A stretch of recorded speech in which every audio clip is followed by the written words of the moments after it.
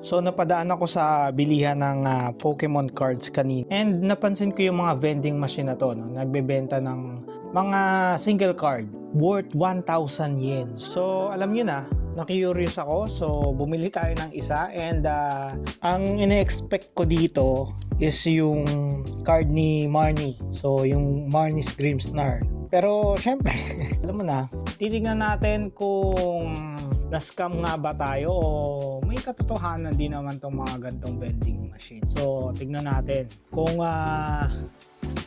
totoong SAR o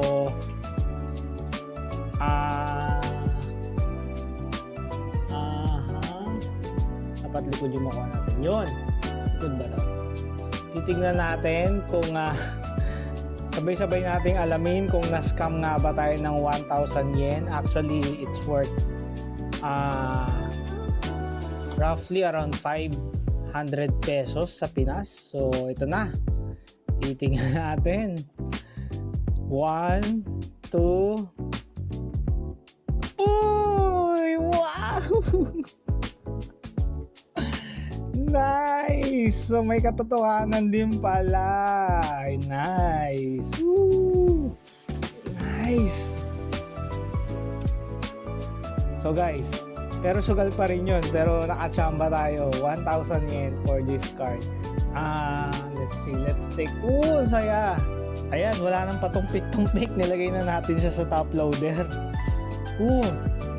Sinisipat ko tong card na to. Kasi worth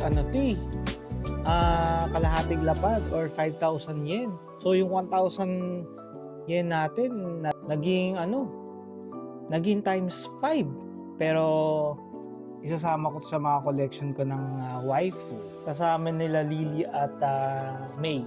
So yun lang.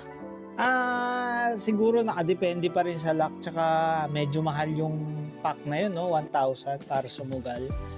So kayo kung pwede nyo i-try, pero I don't recommend to.